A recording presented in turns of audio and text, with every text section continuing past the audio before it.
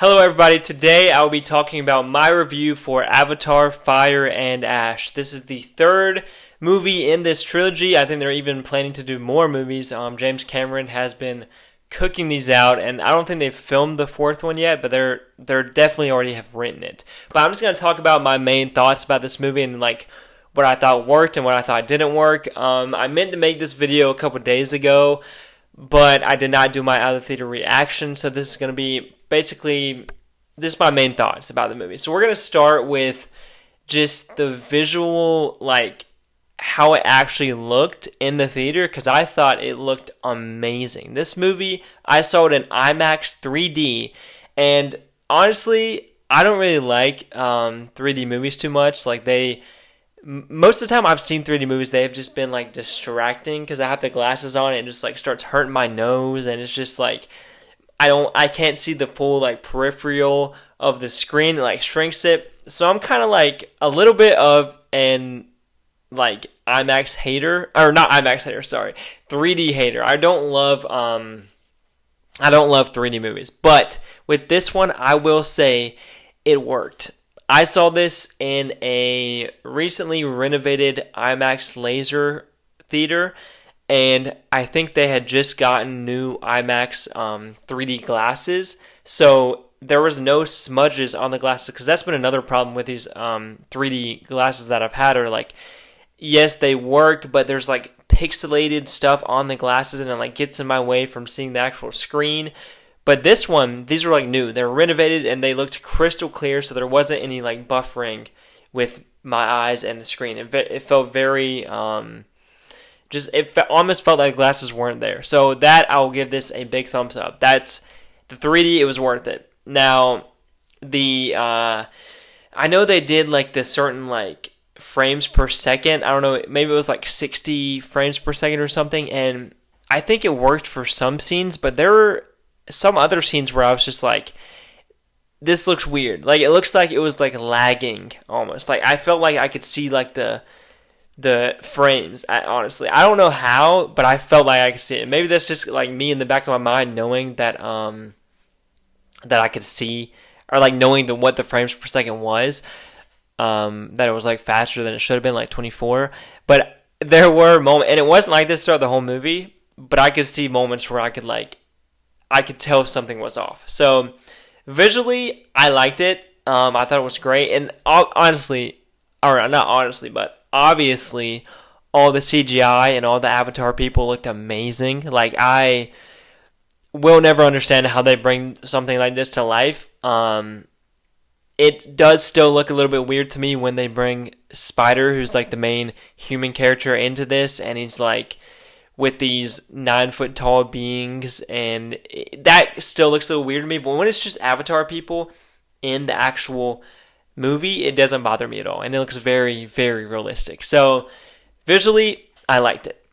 Story beat, or story wise, honestly, I did like it. I've seen a lot of people say it's repetitive from the other movies, especially Avatar: The Way of Water, but I will say that I didn't like. There were enough differences to make this work for me. I think there are moments that I liked that were better than others to me. Like, the villains in this movie was probably what I liked most, like the strongest part of the movie for me. Like, the villains that fire people, they were sick. I forgot the main woman's name.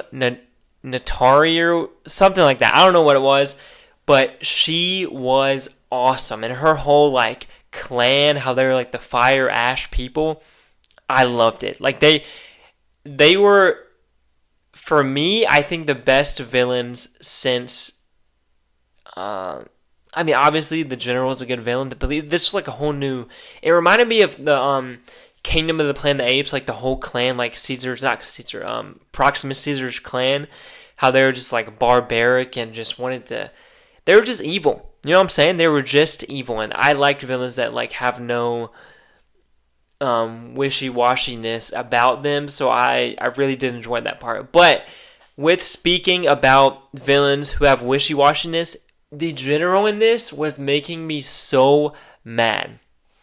I'm not going to go too much into spoilers, but there were moments in this movie where he was annoying me so bad, where he would just like, you'd think he was having a good moment and he would be totally on the good people's side, and then he would do a total flip for no apparent reason, and then just try to be like the main villain again.